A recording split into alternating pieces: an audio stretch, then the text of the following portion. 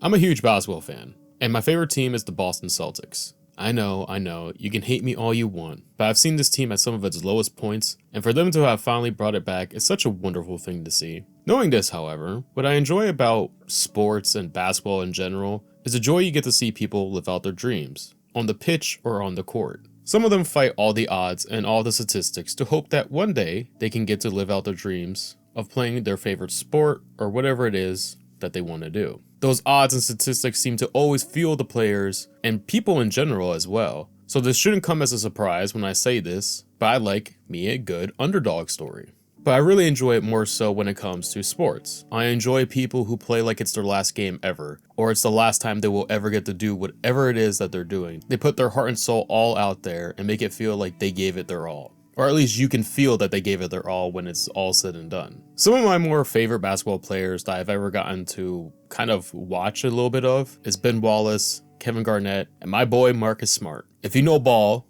this may be a somewhat odd list, I guess. And for the people that don't know, let me go over a few things about these players. These players in their own right, like I said, have overcome their own odds to be where they got to or where they were at. But my favorite thing about them is they are what keeps a team alive when all things are stacked against them. They are the players that you hate to go against in any shape or form, but you love them when you're on your team. All three of them in their own right are sort of monsters on the defensive side of the court, at times making you second guess your next move. Do I risk passing the ball here? Do I really take this shot? Wallace did such a great job of making sure that if you missed a shot, you weren't going to have another chance to get another ball shot up. Kevin, in moves that aren't too much found in today's game, put you to work with his back to the basket, making the most difficult post-work moves seem like child's play, or make it seem that no one was even there in the first place to guard him. And boy did he make sure that you knew that you weren't nothing to him or that you couldn't guard him. He really made sure of that. Marcus made, and still is, making sure that if you want to get an easy shot up, you need to go through him first. Whether that's getting under your skin by making sure he knows what sets you off, or by twisting the rules a bit in his favor to make it seem that you are doing a violation and the ball becomes or gets turned over. And that causes you to lose possession, and then maybe you get a little angry as well. And also, if there's a dead ball, he's more than likely the first one to be there to keep the ball alive or throw it off of you. And again, that just cements or adds on to the growing pressure he adds against the other team, and more so, the annoyance. All three of these gentlemen are in their own right masters of their own craft, and something else that's important about them is this. No matter if their team was up 10 or down 10, they made sure the team stayed afloat. No slacking off. No one starts running their mouths at people unless it was personally them. And when they talked, everyone on the team stopped and listened to what was being said. Haikyuu, outside of being an amazing sports anime and just a fantastic anime in general, no seriously, if you haven't seen this, please go watch it. It's easily one of my more favorite animes of all time. It's home to some of the best characters I think I have had the opportunity to watch about. So many wonderful stories here that hold so much weight into them, and everyone here I feel like has a story or element that we can all relate to, or that we can feel passion for about. But the one character I really do believe is a one of one, and he's truly one of my more favorite characters in all of Haikyuu, is Tanaka. Tanaka fits the mold of what I like about characters, but sports in general. There are plenty of times where his gags were just so stupid that I just couldn't help but laugh. They lightened the mood, they made me feel better. He always has this way of making something so difficult and lopsided seem so small in comparison whenever he jokes about something. It's a special gift to make things seem so small than what they really are. But also showcasing like, yeah, we may be able to joke about this, but we still need to figure things out on a game plan level. Because if not, this could be it. He's also someone I think we would all like to have in a friend group. Tanaka can make us laugh in any given situation over literally almost anything. But when we really need someone, whether that's someone to talk to, or hey, this person's giving me a hard time, can you come and help me? He has shown us time and time again. He will stand up for his friends and his team, and he's usually the first one to do so in any given situation. And he doesn't back down. If you don't know who Tanaka is as a person, you will know him by the end of the match. It's kind of like the situation with Kyoko. Yes, we know he likes her from the moment he first laid eyes on her, and we're pretty sure everyone else knows this as well. But even though, he's always trying to get her to fall in love with him. This really shows who Tanaka is as a person, as a whole. He's a person who's very determined, he stands up for what he stands for, and he doesn't back down to any challenge that's in front of him, no matter how big or small the wall is in front of him. Also, Tanaka being on Karasuno has changed him as a whole, but also enhanced what he's always been. Going from a kid that would stand up to bullies to make sure that Kanako didn't have any fear of her abilities and understood that her differences make her great, to his teen years, and as much as we won't say it, those rebel years I'm pretty sure we all went through, created and modeled who he is today. Understanding we can't always jump into something head first without giving thought about it, how it may affect others around us in these situations or the team, but also again, emphasizing him as the enforcer type. No one gets to talk to my people like this unless it's through me. Tanaka cares too much for our boys. He would go through tooth and nail for everyone on Karasuno, and we see this play out time and time again. We look back at when the Daichi situation happened when he hit him. I guess to be more clear about that, he kind of hurt him. We saw how much that really affected Tanaka on a personal level. It shows how much he cares for our team, but also for the people on said team. Like, yeah, we all share the same badge and everything like that, but how are you doing yourself? Then him letting Hinata and Kageyama into the practice facility when they were first starting out as a team, even though they weren't supposed to be there. And even though it was against certain things the team was trying to enforce, he saw that this could really benefit the team getting these two to team up with each other. Tanaka makes watching the anime so much better through his gags and just the dumb moments he has here and there. But what makes him such a standout character is just the person he is. He cares a lot and really showcases what it's like to be a normal level player on a team. He's just filled with so much joy and passion that it's really hard not to fall in love with him as a person and as a character. Now, something that I think is just equally as great as a feature to him is who Tanaka is as a player. If for some reason you haven't watched Haikyuu, again, please watch it, you won't be disappointed. But if you just ignore me, then, well, cough cough, screw you. I want you to do me one favor. Please go see Haikyuu to the top, which is basically season 4, episode 16 for this specific reference. This is, if you can't tell, a Tanaka episode. But more than that, I think this is what really shows who Tanaka is as a person on all levels, from how he treats the players to who he is as an overall human being, but also the type of player he is as well. Going back to basketball real quick, on average there are about 450 to 540 players in the professional NBA. This number varies due to call-ups, injuries, and something that's been happening lately on the news that I can't talk about because YouTube would strike me down in a heartbeat and probably throw me into a dungeon and throw away the key, but you kind of get the picture.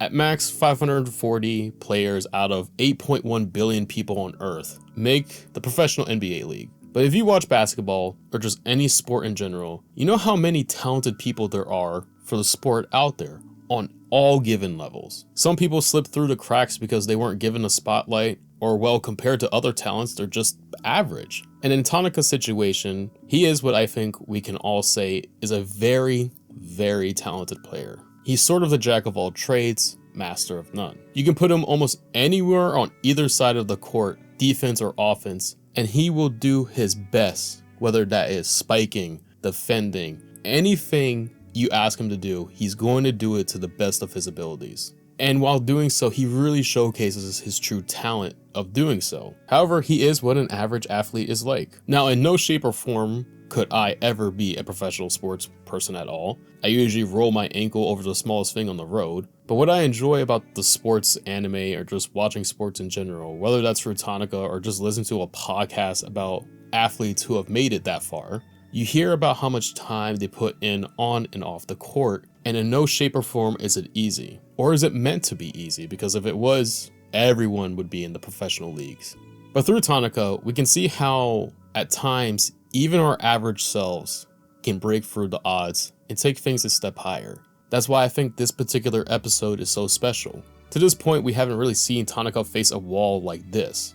He has been someone who has faced these challenges head on, but for the first time, the person on the other side isn't letting him smash his way through. Everything he does is stopped and sent back to the point that he feels like he is lame and he's failing Karasuno. But in the midst of all of this, what makes Tanaka relatable as both a person as well as the player is he lost sight of all the good and great things he has done. This kind of hit me hard, I will admit, the first time I watched this, because it's something I'm pretty sure we can all relate to. Times get hard and the space around us gets darker and darker and darker to the point we see nothing at the end of the tunnel. And due to our own failures and mess ups, we lose sight of everything we have done. In Tanaka's case, yeah, on the offensive side of the ball, he was coming up short a good amount of times. But look at everything he was doing on the defensive side of the ball. Of course, Hinata, being one of the best characters in the series, points this out, and one day I would really love to talk about Hinata too. But for right now, in Tanaka's case, like most of us again, sometimes we need that little acknowledgement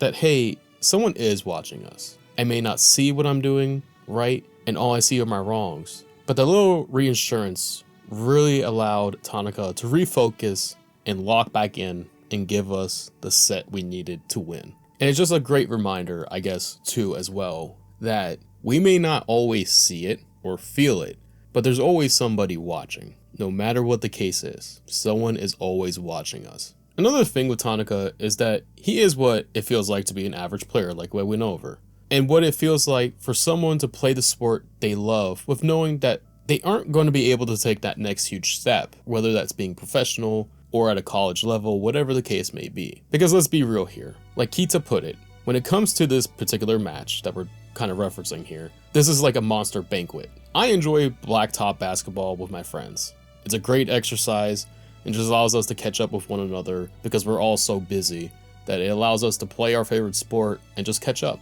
However, at one particular point, whether that was sooner or later, depending on which one of us you ask, we knew we loved the game of basketball, but we knew we weren't going to go and take that next step. Whether it was from an athletic standpoint to build and height, it really was different cases for everybody. And it's the reality we all faced. It's the reality I faced as well. And I'm sure if you play sports, you face this wall in one way or another. And that's perfectly fine. Tanaka shows us that side where he's talented enough to make a team, but more than likely won't go pro. And it's not because he doesn't have the skill set or height or even the determination to do so, but it comes down kind of to the drive factor. A lot of the characters in Haikyuu are driven off that they want to be the best of the best, or they want to be one step ahead of someone. But for Tanaka, it's always been, what can I do for Karasuno? Which again, this isn't a bad thing at all. Don't get it messed up. But for normal athletes, this is a very normal thing. Sometimes your goal is just to be there and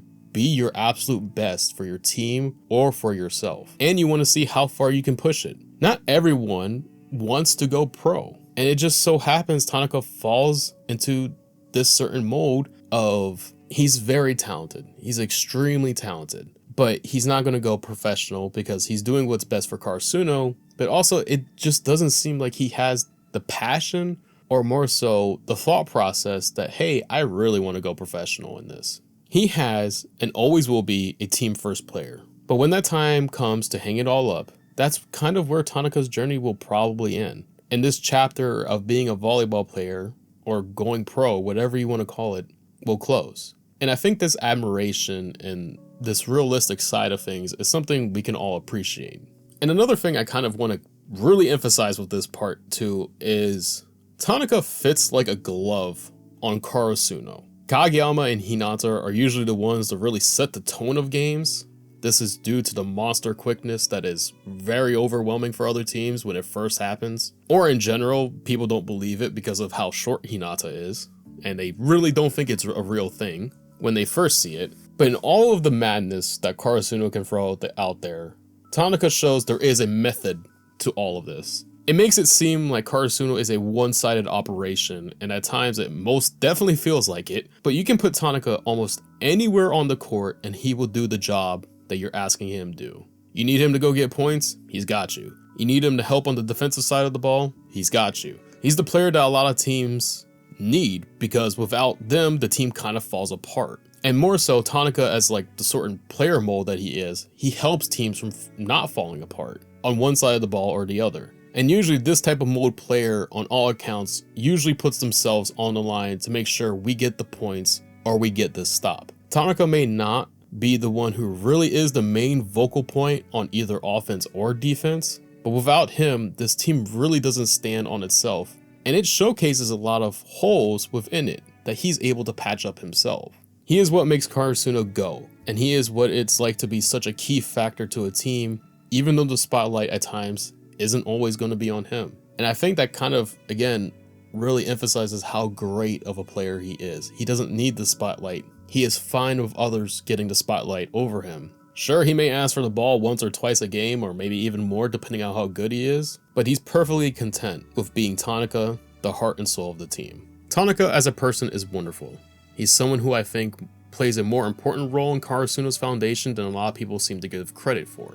From both trying to get Hinata and Kageyama on the same page, to just being the person everyone on the team can look for help when it's needed, to him being an average player in the best shape or form we can ever imagine. He shows us time and time again what it takes to be a pro, but also showcasing the realistic side of being an athlete as well, showing how hard it is at times to keep a straight face when we are facing a difficult time, but also not to lose sight on everything we have done to that particular point. Tanaka through and through is both a character I really do love, but also at the same time, someone on my team I would love to have. He's a piece of the puzzle you can't live without, and just like the basketball players I listed, he's someone I would hate to go against, but he's someone I would love, and I deeply would love having on my team.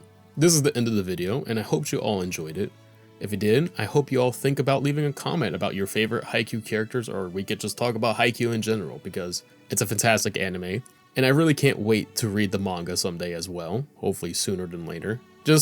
I guess just kind of be mindful of spoilers, just in case for other people who may stumble across this. Also, maybe subscribe if you want to hear more of my dumb takes and my ideas that range from whatever the brainworms want me to talk about on whatever given day.